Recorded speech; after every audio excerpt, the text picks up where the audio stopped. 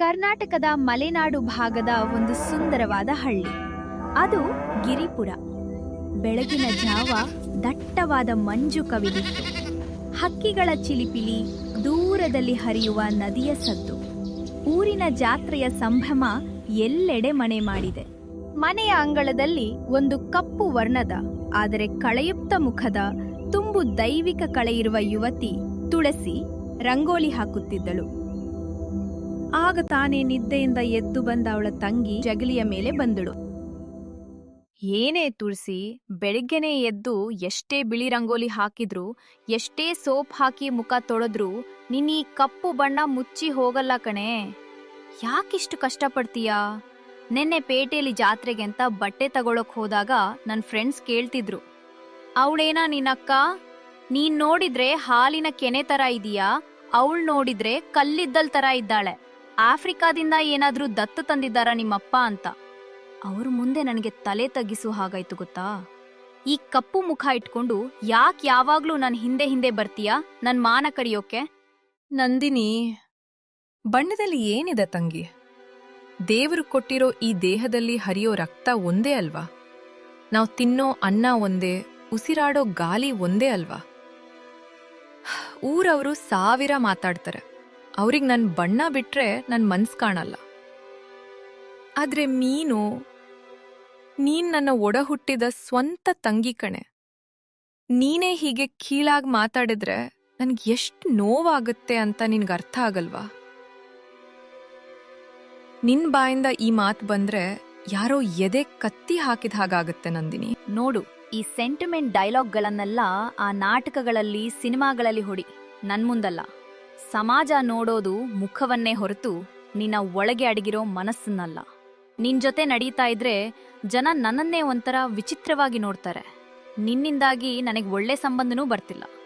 ನಿನ್ನನ್ನ ಮದುವೆ ಆಗೋ ಆ ಪುಣ್ಯಾತ್ಮ, ಆ ಕುರುಡ ಯಾರು ಅಂತಾನೆ ಗೊತ್ತಿಲ್ಲ. ನನಗಂತೂ ನಿನ್ನ ಅಕ್ಕ ಅಂತ ಹೇಳ್ಕೊಳಕ್ಕೆ ನಾಚಿಕೆ ಆಗುತ್ತೆ. ಸುಮ್ನೆ ಮನೇಲಿ ಅಡಿಗೆ ಮಾಡ್ಕೊಂಡ್ ಬಿದ್ದಿರು. ಇವತ್ತು ಸಂಜೆ ಜಾತ್ರೆಗೆ ನನ್ ಜೊತೆ ಮಾತ್ರ ಬರಬೇಡ, ಮೊದ್ಲೇ ಹೇಳ್ತಿದ್ದೀನಿ. ಹೀಗೆ ಹೇರಿ ನಂದಿನಿ ದರ್ಪದಿಂದ ಒಳಗೆ ಹೋಗುತ್ತಾಳೆ. ತುಳಸಿ ತಲೆ ತಗ್ಗಿಸಿ ಕಣ್ಣೀರು ಸುರಿಸುತ್ತಾಳೆ. ಅವಳ ಕಣ್ಣಿನಿಂದ ಬಿದ್ದ ಕಣ್ಣೀರಿನ ಹನಿ ಅವಳು ಬಿಡಿಸಿದ ಬಿಳಿ ರಂಗೋಲಿಯ ಮೇಲೆ ಬಿದ್ದು ಕರಗುತ್ತದೆ. ಬಣ್ಣ ಮನುಷ್ಯನನ್ನು ಅಳೆಯುವ ಈ ಜಗತ್ತಿನ ಅತ್ಯಂತ ಕೀಳು ಮಾಪಕ. ಗಿರಿಪುರದ ತುಳಸಿಗೆ ಪ್ರಕೃತಿ ಕಪ್ಪು ಬಣ್ಣ ಕೊಟ್ಟಿರಬಹುದು, ಆದ್ರೆ ಅವಳ ಮನಸ್ಸು ಹಾಲಿನಷ್ಟೇ ಬಿಳಿಯಾಗಿತ್ತು. ಅವಳ ಸ್ವಂತ ತಂಗಿಯ ಕೀಳು ಮಾತುಗಳು, ಸಮಾಜದ ಚುಚ್ಚು ಮಾತುಗಳು ಅವಳ ಹೃದಯವನ್ನು ಪ್ರತಿದಿನವೂ ಕೊಲ್ಲುತ್ತಿದ್ದವು. ಆದ್ರೆ ಅಂದು ಆ ನೋವು ಮಿತಿಮೀರಿತು. ಮನೆಯ ಹಾಲ್ನಲ್ಲಿ ತುಳಸಿಯ ತಂದೆ ರಾಮಣ್ಣ ಮತ್ತು ತಾಯಿ ಭಾಗೀರಥಿ ಕುಳಿತಿದ್ದರು. ಎದುರಿಗೆ ಊರಿನ ಮದುವೆ ಬ್ರೋಕರ್ ಸುಬ್ಬಮ್ಮ ಕುಳಿತಿದ್ದಳು. ತುಳಸಿ ಅಡುಗೆ ಮನೆಯ ಬಾಗಿಲ ಮರೆಯಲ್ಲಿ ನಿಂತು ಕೇಳಿಸಿಕೊಳ್ಳುತ್ತಿದ್ದಳು.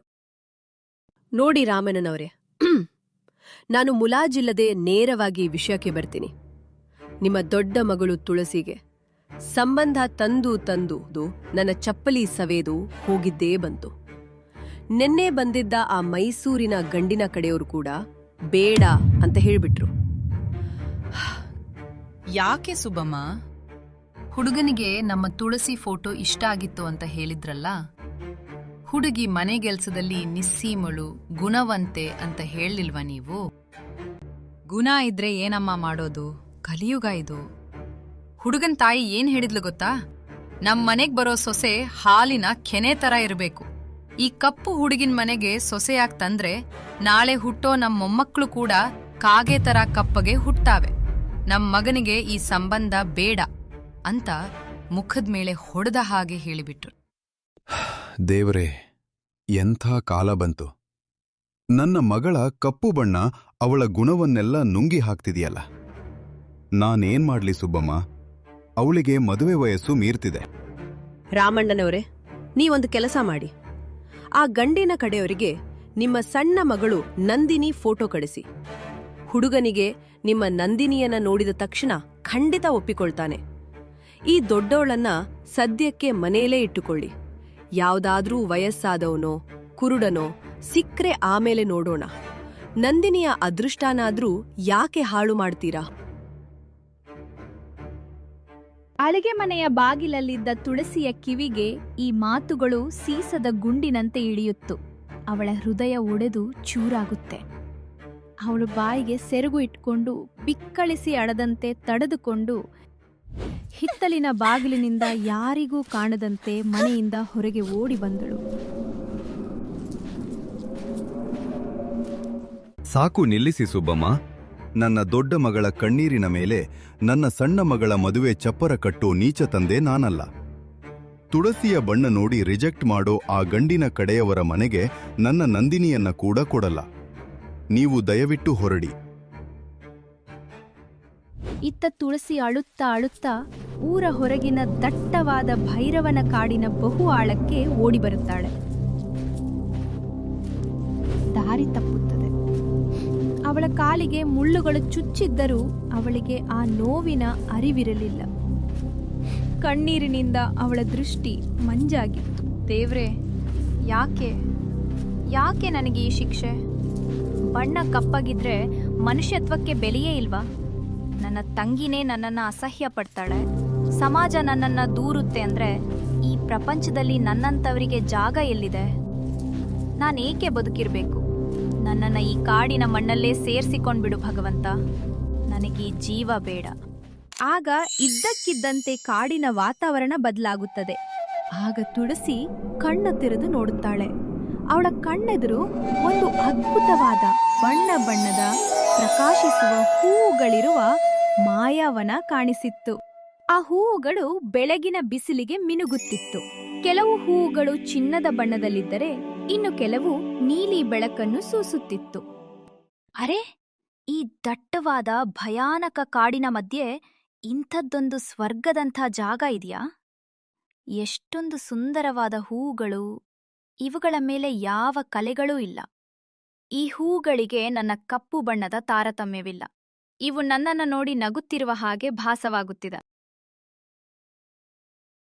ಆಗ ಅವಳು ಮಂತ್ರಮುಗ್ಧಳಾಗಿ ಒಂದು ಸುಂದರವಾದ ಹೊಳೆಯುವ ಹೂವನ್ನು ಮುಟ್ಟಲು ಕೈ ಚಾಚುತ್ತಾಳೆ.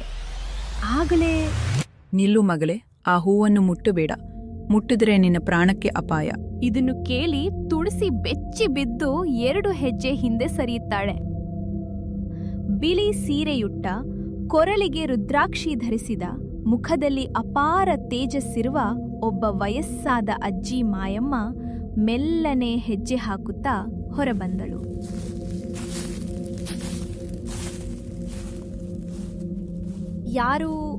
ಯಾರ್ ನೀವಜ್ಜಿ? ಈ ದಟ್ಟ ಕಾಡಿನಲ್ಲಿ ಕ್ರೂರ ಪ್ರಾಣಿಗಳ ಮಧ್ಯೆ ಏಕಾಂಗಿಯಾಗಿ ಏನ್ ಮಾಡ್ತಿದ್ದೀರಾ? ದಯವಿಟ್ಟು ನನ್ನನ್ನು ಕ್ಷಮಿಸಿ. ನಾನು ಆ ಹೂವನ್ನು ಕೀಳುತ್ತಿರಲಿಲ್ಲ. ಕೇವಲ ಅದರ ಸೌಂದರ್ಯವನ್ನು ಮುಟ್ಟಲು ಹೋದೆ ಅಷ್ಟೇ. ನಾನು ಕಳ್ಳಿಯಲ್ಲ. ಭಯಪಡಬೇಡ ಮಗಳೇ, ನಾನು ಮನುಷ್ಯಳಲ್ಲ. ಈ ಮಾಯಾವನದ ಕಾವಲುಗಾರ್ತಿ ವನದೇವತೆ ಮಾಯಮ್ಮ. ಈ ವನವು 100 ವರ್ಷಗಳಿಂದ ನಮ್ಮಂತಹ ತಪಸ್ವಿಗಳ ರಕ್ಷಣೆಯಲ್ಲಿದೆ. ಇಲ್ಲಿನ ಹೂವುಗಳು ಸಾಧಾರಣ ಹೂವುಗಳಲ್ಲ ಮಗಳೇ. ಅವುಗಳಿಗೆ ಜೀವವಿದೆ, ದೈವಿಕ ಶಕ್ತಿ ಇದೆ. ಆದರೆ ನೀನು ಇಷ್ಟು ದುಃಖ ಹೊತ್ತುಕೊಂಡು ಕಾಲಿಗೆ ಮುಳ್ಳು ಚುಚ್ಚಿ ರಕ್ತ ಸುರಿಯುತ್ತಿದ್ದರೂ ಲೆಕ್ಕಿಸದೆ ಈ ಕಾಡಿಗೆ ಯಾಕೆ ಬಂದೆ ಕಂದ? ನಿನ್ನ ಮುಖದಲ್ಲಿರುವ ಕಾರ್ಮೋಡ ನಿನ್ನ ಬಣ್ಣದ್ದಲ್ಲ, ನಿನ್ನ ಮನಸ್ಸಿನ ಆಳದ ನೋವಿನದ್ದು ಅಂತ ನನಗೆ ಕಾಣುತ್ತಿದೆ. ಅಜ್ಜಿ, ನಾನು ಕಪ್ಪಗಿದ್ದೀನಿ, ಕುರೂಪಿ ಅಂತ ಇಡೀ ಊರೇ ನನ್ನನ್ನು ಕೀಳಾಗಿ ನೋಡುತ್ತೆ. ನನ್ನನ್ನು ಹೆತ್ತವರಿಗೂ ನಾನು ಹೊರೆಯಾಗಿದ್ದೀನಿ. ನನ್ನ ಸ್ವಂತ ತಂಗಿಯೇ ನನ್ನನ್ನು ಅಸಹ್ಯ ಪಡ್ತಾಳೆ. ಒಂದು ಮದುವೆಗೂ ನಾನು ನಾಲಾಯಕ್ ಅಂತ ಬ್ರೋಕರ್ ಹೇಳ್ತಾಳೆ. ಬಣ್ಣವೇ ಎಲ್ಲವೂ ಆಗಿರುವ ಈ ನಿರ್ದಯಿ ಪ್ರಪಂಚದಲ್ಲಿ ನನ್ನಂಥವರಿಗೆ ಜಾಗ ಎಲ್ಲಿದೆ ಅಜ್ಜಿ? ದೇವರಿಗೆ ದಯೆ ಇಲ್ಲ. ನನ್ನ ಕಪ್ಪು ಬಣ್ಣವೇ ನನಗೆ ಶಾಪವಾಗಿದೆ. ಹುಚ್ಚಿ, ದೇವರು ಕಪ್ಪಗಿರುವ ರಾತ್ರಿಯನ್ನು ಸೃಷ್ಟಿಸದಿದ್ದರೆ ಹಗಲಿನ ಬೆಳಕಿಗೆ, ಹುಣ್ಣಿಮೆಯ ಚಂದ್ರನಿಗೆ ಬೆಲೆ ಎಲ್ಲಿರುತ್ತಿತ್ತು ಮಗಳೇ? ಭಗವಂತನ ಸೃಷ್ಟಿಯಲ್ಲಿ ಪ್ರತಿಯೊಂದಕ್ಕೂ ಅದರದ್ದೇ ಆದ ಸೌಂದರ್ಯವಿದೆ. ಮನುಷ್ಯರ ಕಣ್ಣು ಕುರುಡಾಗಿದೆ ಮಗಳೇ. ಅವರು ಚರ್ಮದ ಮೇಲಿರುವ ಒಂದು ತೆಳುವಾದ ಪದರವನ್ನು ನೋಡುತ್ತಾರೆಯೇ ಹೊರತು ಮನಸ್ಸಿನ ಹೊಳಪನ್ನಲ್ಲ. ನಿನ್ನ ಕಪ್ಪು ಬಣ್ಣ ಶಾಪವಲ್ಲ, ಅದು ಭಗವಂತ ನಿನಗೆ ಕೊಟ್ಟಿರುವ ಕವಚ. ನಿನ್ನ ಈ ರೂಪವನ್ನು ದಾಟಿ ನಿನ್ನ ಒಳಮನಸ್ಸನ್ನು ನೋಡುವವನೇ ನಿನಗೆ ಸಿಗುವ ನಿಜವಾದ ಸಂಗಾತಿ. ಅಳಬೇಡ, ನಿನ್ನ ಮನಸ್ಸು ಈ ವನದ ಹೂವುಗಳಿಗಿಂತಲೂ ಸುಂದರವಾಗಿದೆ.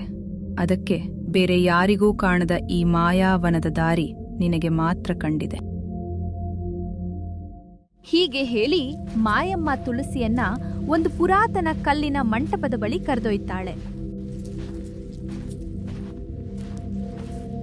ಅಲ್ಲಿ ಒಂದು ವಿಶೇಷವಾದ ಹೊಳೆಯುವ ನೀಲಿ ಬಣ್ಣದ ನೀಲಾಂಬರಿ ಮತ್ತು ಕೆಂಪು ಬಣ್ಣದ ಸಂಜೀವಿನಿ ಹೂವುಗಳಿತ್ತು. ಮಗಳೇ ತುಳಸಿ, ನನ್ನ ತಪಸ್ಸಿನ ಕಾಲ ಮುಗಿಯುತ್ತಾ ಬಂದಿದೆ. ಈ ವನದ ರಹಸ್ಯವನ್ನು ಕಾಯುವ ಶಕ್ತಿ ನನಗಿಲ್ಲ. ಈ ವನದಲ್ಲಿರುವ ಈ ಕೆಂಪು ಸಂಜೀವಿನಿ ಹೂವು ಎಂತಹುದೇ ರೋಗವನ್ನಾದರೂ ವಾಸಿ ಮಾಡುವ ಶಕ್ತಿ ಹೊಂದಿದೆ. ಆದರೆ ಈ ನೀಲಿ ಬಣ್ಣದ ನೀಲಾಂಬರಿ ಹೂವು ಅಹಂಕಾರದಿಂದ ಮುಟ್ಟಿದರೆ ಮನುಷ್ಯನನ್ನು ಕುರೂಪಿಯನ್ನಾಗಿ ಮಾಡುವ ಶಾಪವನ್ನು ಹೊಂದಿದೆ. ಈ ವನವನ್ನು ಕಾಯಲು ನನಗೆ ಒಬ್ಬ ಪರಿಶುದ್ಧ ಮನಸ್ಸಿನ ಹೆಣ್ಣು ಬೇಕಿತ್ತು.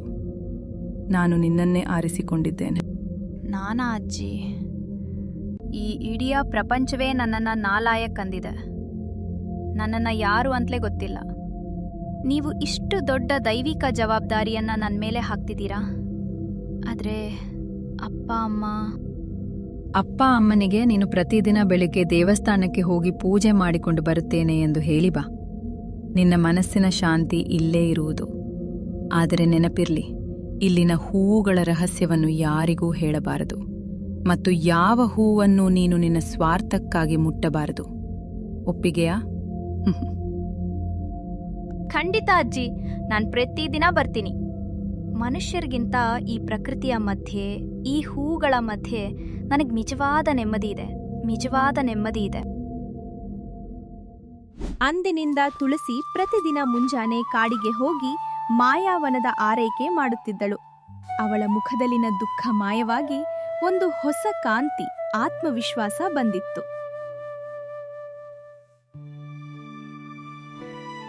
ಆದರೆ ಮನೆಯಲ್ಲಿ ತುಳಸಿಯ ಮುಖದಲ್ಲಿನ ಈ ಬದಲಾವಣೆ ಮತ್ತು ನೆಮ್ಮದಿ ಅವಳ ತಂಗಿ ನಂದಿನಿಗೆ ತಡೆಯಲಾಗಲಿಲ್ಲ. ಅವಳಿಗೆ ಅನುಮಾನ ಶುರುವಾಯಿತು. ಇವಳೆಲ್ಲಿಗೆ ಹೋಗ್ತಾಳೆ ದಿನ ಬೆಳಿಗ್ಗೆ?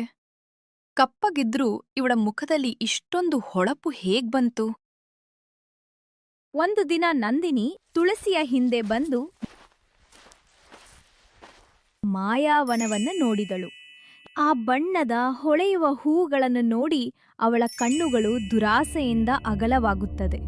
ತುಳಸಿ ನದಿಗೆ ನೀರು ತರಲು ಹೋದಾಗ ನಂದಿನಿ ಮೆಲ್ಲನೆ ವನದೊಳಗೆ ನುಗ್ಗುತ್ತಾಳೆ.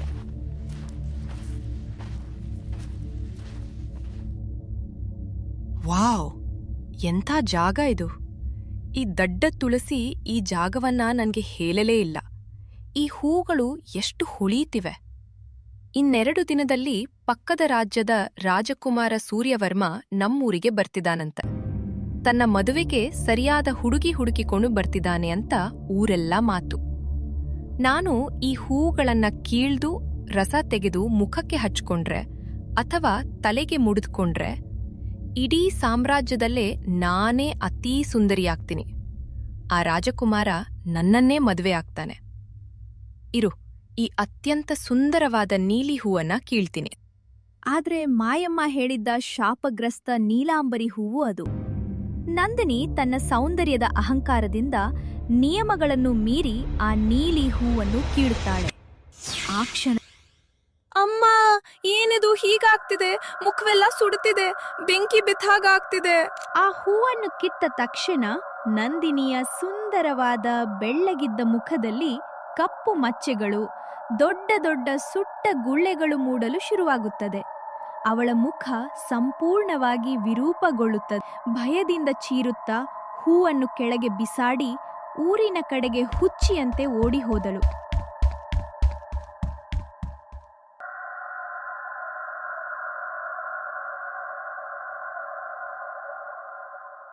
ನಂದಿನಿ ಮುಖ ಮುಚ್ಚಿಕೊಂಡು ಅಳುತ್ತಾ ಚೀರಾಡುತ್ತಾ ಮನೆಗೆ ಬಂದಳು. ನಂದಿನಿ, ಏನಾಯ್ತಮ್ಮ ನಿನ್ನ ಮುಖಕ್ಕೆ? ಈ ಕಪ್ಪು ಮಚ್ಚೆಗಳು, ಗುಳ್ಳೆಗಳು ಎಲ್ಲಿಂದ ಬಂತು? ಏನಾಯ್ತು ಕಂದ ನಿನಗೆ? ಗೊತ್ತಿಲ್ಲಪ್ಪ, ನಾನ್ ಕಾಡಿಗೆ ಹೋಗಿದ್ದೆ, ಅಲ್ಲಿಂದ ಬಂದಾಗಿಂದ ಹೀಗಾಗ್ತಿದೆ. ಮುಖವೆಲ್ಲ ಉರಿಯುತ್ತಪ್ಪ, ಯಾರಾದ್ರೂ ಕಾಪಾಡಿ. ಇವಳ ಅಹಂಕಾರಕ್ಕೆ ದೇವರು ತಕ್ಕ ಶಾಸ್ತಿ ಮಾಡಿದ. ಇವಳೊಬ್ಬಳು ಶಾಪಗ್ರಸ್ತೆ. ಒಂದು ರಾತ್ರಿ ನಂದಿನಿ ಒಂಟಿಯಾಗಿ ಕತ್ತಲ ಕೊಠಡಿಯಲ್ಲಿ ಅಳುತ್ತಿದ್ದಳು. ಆಗ ತುಳಸಿ ಮೆಲ್ಲನೆ ಅವಳ ಬಳಿ ಬರುತ್ತಾಳೆ. ತನ್ನ ತಂಗಿಯ ನೋವು ನೋಡಿ ಅವಳ ಕರುಳು ಹಿಂಡಿದಂತಾಗುತ್ತದೆ. ನಂದಿನಿ, ಅಳ್ಬೇಡ ತಂಗಿ. ಏನಾಯ್ತು ಅಂತ ಹೇಳು. ಈ ಅಕ್ಕ ಇರೋದೇ ನಿನ್ಗೋಸ್ಕರ. ನಿನ್ನನ್ನ ಈ ಸ್ಥಿತಿಲಿ ನೋಡಕ್ಕೆ ನನ್ನ ಕೈಲಿ ಆಗ್ತಿಲ್ಲ. ಅಕ್ಕ, ನನ್ನನ್ನು ಕ್ಷಮಿಸೆ. ನಿನ್ ಬಣ್ಣದ ಬಗ್ಗೆ ನಾನು ಎಷ್ಟೊಂದು ಕೀಲಾಗಿ ನೀಚವಾಗಿ ಮಾತಾಡಿದ್ದೆ. ನಿನ್ ಎದೆಗೆ ಎಷ್ಟು ಒದ್ದಿದ್ದೀನಿ ನಾನು. ಇವತ್ತು ದೇವ್ರು ನನ್ನ ಅಹಂಕಾರವನ್ನ ಮುರಿದು ಮಣ್ಣುಪಾಲು ಮಾಡಿದ. ಸೌಂದರ್ಯ ಅನ್ನೋದು ಒಂದು ಕ್ಷಣದ ಆಟ ಅಂತ ಇವತ್ತು ಅರ್ಥ ಆಯ್ತಕ್ಕ. ನಾನು ನಿನ್ ಹಿಂದೆ ಆ ಕಾಡಿನ ವನಕ್ ಬಂದು ನಿಂಗೆ ಗೊತ್ತಿಲ್ಲದೆ ಆ ಹೊಳೆಯುವ ನೀಲಿ ಹೂ ಕಿತ್ತಿದ್ದೆ. ಆಮೇಲಿಂದ ಹೀಗಾಯ್ತು.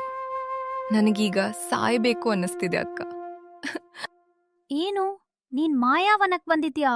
ನೀಲಾಂಬರಿ ಹೂ ಕಿತ್ಯಾ? ಅಯ್ಯೋ ದೇವ್ರೆ, ಅದು ಅಹಂಕಾರಿಗಳ ಪಾಲಿಗೆ ಶಾಪಗ್ರಸ್ತ ಹೂ ಅಂತ ಮಾಯಮ್ಮ ಹೇಳಿದ್ರಲ್ಲ. ನೀನ್ ಚಿಂತೆ ಮಾಡ್ಬೇಡ ತಂಗಿ. ನಾನ್ ಈಗ್ಲೇ ಕಾಡಿಗೆ ಹೋಗಿ ಮಾಯಮ್ಮನ ಹತ್ತಿರ ಇದಕ್ಕೆ ಪರಿಹಾರ ಕೇಳ್ತೀನಿ. ನಿನ್ನನ್ನ ಮೊದಲಿನ ಹಾಗೆ ಮಾಡ್ತೀನಿ. ಹೀಗೆ ಹೇಳಿ ರಾತ್ರೋರಾತ್ರಿ ತುಳಸಿ ಕಾಡಿನ ಮಾಯಾವನಕ್ಕೆ ಓಡಿ ಬಂದಳು.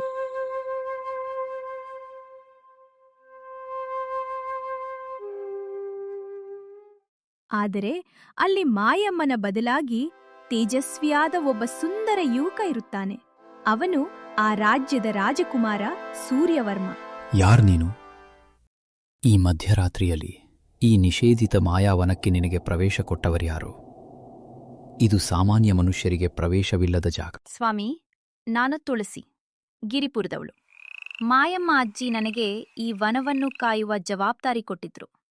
ಆದರೆ ನನ್ನ ತಂಗಿ ತನ್ನ ಅಜ್ಞಾನದಿಂದ ಇಲ್ಲಿನ ನೀಲಿ ಹೂವು ಕಿತ್ತು ಈಗ ಶಾಪಗ್ರಸ್ತಳಾಗಿ ಮಾರಣಾಂತಿಕ ಕಾಯಿಲೆಯಿಂದ ನರಳುತ್ತಿದ್ದಾಳೆ. ಅವಳ ಮುಖ ಸುಡುತ್ತಿದೆ. ದಯವಿಟ್ಟು ಅವಳನ್ನು ಉಳಿಸಲು ನನಗೆ ದಾರಿ ತೋರಿಸಿ. ಮಾಯಮ್ಮ ಎಲ್ಲಿದ್ದಾರೆ? ಹೌದು ತುಳಸಿ, ಮಾಯಮ್ಮ ಹೇಳಿದ್ದಳು ನಿನ್ನ ಬಗ್ಗೆ. ನಾನು ಈ ನಾಡಿನ ರಾಜಕುಮಾರ. ಈ ವನ ನಮ್ಮ ರಾಜವಂಶದ್ದು. ಈ ವನವನ್ನು ಪ್ರವೇಶಿಸುವವರು ಅಹಂಕಾರದಿಂದ, ದುರಾಸೆಯಿಂದ ಹೂವು ಕಿತ್ತರೆ ಅದು ಭೀಕರ ವಿಷವಾಗುತ್ತದೆ. ನಿನ್ನ ತಂಗಿಗೆ ತನ್ನ ಸೌಂದರ್ಯದ ಮೇಲೆ ಮಿತಿಮೀರಿದ ಅಹಂಕಾರವಿತ್ತು. ಅವಳ ಕೀಳು ಮನಸ್ಥಿತಿಯೇ ಅವಳಿಗೆ ಈಗ ಶಾಪವಾಗಿದೆ. ಅವಳು ಅನುಭವಿಸಲಿ ಬಿಡು. ಖಂಡಿತ ಇಲ್ಲ ಪ್ರಭು. ಅವಳು ಚಿಕ್ಕವಳು, ತಪ್ಮಾಡಿದ್ದಾಳೆ ಸರಿ. ಆದ್ರೆ ಅದಕ್ಕೆ ಇಷ್ಟು ದೊಡ್ಡ ಶಿಕ್ಷೆ ಬೇಡ ಪ್ರಭು. ಅದಕ್ಕೆ ಪರಿಹಾರವೇ ಇಲ್ವಾ? ಅವಳ ನೋವು, ಅವಳ ಕಣ್ಣೀರು ನನಗೆ ನೋಡ್ಲಾಗ್ತಿಲ್ಲ. ದಯವಿಟ್ಟು ಪರಿಹಾರ ಹೇಳಿ. ಪರಿಹಾರವಿದೆ ತುಳಸಿ. ಇಲ್ಲಿರುವ ಸಂಜೀವಿನಿ ಹೂವಿನ ರಸವನ್ನು ಅವಳಿಗೆ ಕುಡಿಸಿದರೆ ಅವಳು ತಕ್ಷಣ ಗುಣಮುಖಳಾಗುತ್ತಾಳೆ. ಆದರೆ ಪ್ರಕೃತಿಯ ನಿಯಮ ಕಠಿಣವಾಗಿದೆ. ಆ ಶಾಪಗ್ರಸ್ತ ಹೂವನ್ನು ಕಿತ್ತವರನ್ನು ಉಳಿಸಬೇಕೆಂದರೆ ಆ ಸಂಜೀವಿನಿಯನ್ನು ಕೊಡುವವರು ತಮ್ಮ ಜೀವಮಾನದ ಅರ್ಧ ಆಯಸ್ಸನ್ನು ತ್ಯಾಗ ಮಾಡಬೇಕಾಗುತ್ತದೆ. ಅಂದರೆ ನಿನ್ನ ಪ್ರಾಣಕ್ಕೂ ಕುತ್ತು ಬರಬಹುದು. ನೀನು ಅವಳಿಗಾಗಿ ನಿನ್ನ ಜೀವ ಕೊಡಲು ಸಿದ್ಧಳಿದ್ದೀಯಾ? ಅವಳು ನಿನ್ನನ್ನು ಬಣ್ಣದ ನೆಪದಲ್ಲಿ ದಿನವೂ ಕೀಳಾಗಿ ಕಂಡು ನರಕ ತೋರಿಸಿದ್ದಳಲ್ಲವೇ? ಅವಳಿಗಾಗಿ ನಿನ್ನ ಪ್ರಾಣತ್ಯಾಗ ಮಾಡ್ತೀಯಾ?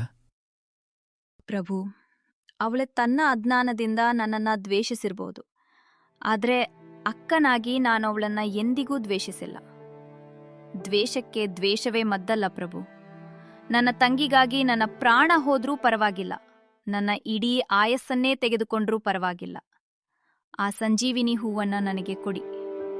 ನನ್ನ ತಂಗಿ ಬದುಕಬೇಕು, ಅವಳು ನಗಬೇಕು, ಅಷ್ಟೇ ಸಾಕು. ರಾಜಕುಮಾರ ಸೂರ್ಯವರ್ಮ ತುಳಸಿಯ ಈ ನಿಸ್ವಾರ್ಥ ತ್ಯಾಗವನ್ನ, ಸೇಡಿನ ಬದಲು ಅವಳು ತೋರಿದ ಕರುಣೆಯನ್ನು ನೋಡಿ ಮೂಕ ವಿಸ್ಮಿತನಾಗುತ್ತಾನೆ. ರಾಜಕುಮಾರ ಸ್ವತಃ ಸಂಜೀವಿನಿ ಹೂವನ್ನು ಕಿತ್ತು ಅತ್ಯಂತ ಗೌರವದಿಂದ ತುಳಸಿಯ ಕೈಗಿಡುತ್ತಾನೆ. ತುಳಸಿ ಅದನ್ನು ತೆಗೆದುಕೊಂಡು ಅವನಿಗೆ ನಮಸ್ಕರಿಸಿ ಮನೆಗೆ ಓಡಿ ಬರುತ್ತಾಳೆ.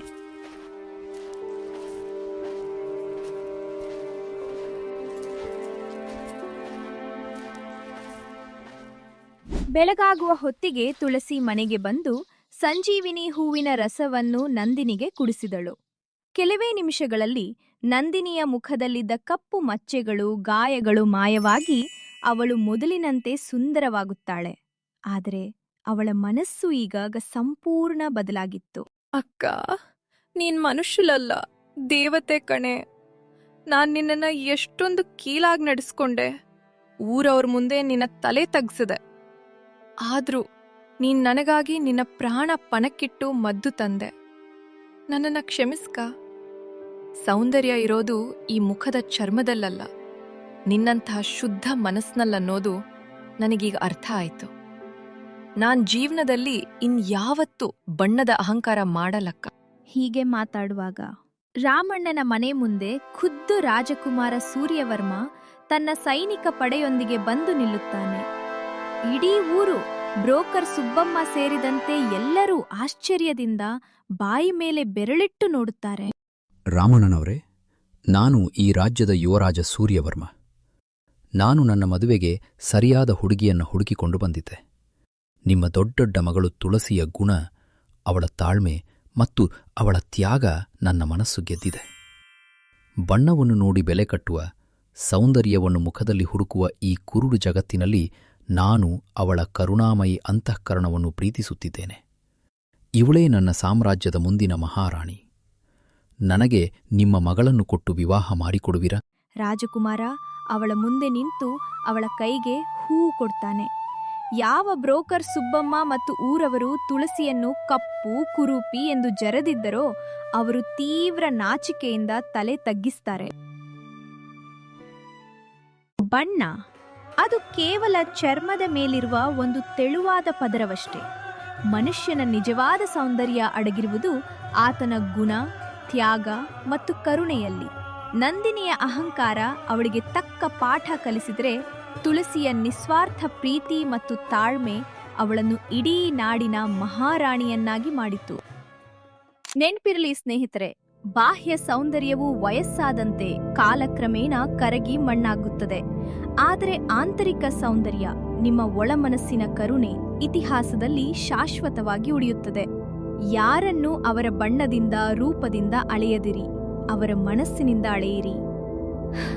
ಜಗತ್ತು ನಿಮ್ಮನ್ನು ಹೇಗೆ ನೋಡುತ್ತದೆ ಎಂಬುದು ಮುಖ್ಯವಲ್ಲ, ನೀವು ನಿಮ್ಮನ್ನು ಹೇಗೆ ರೂಪಿಸಿಕೊಳ್ಳುತ್ತೀರಿ ಎಂಬುದು ಮುಖ್ಯ.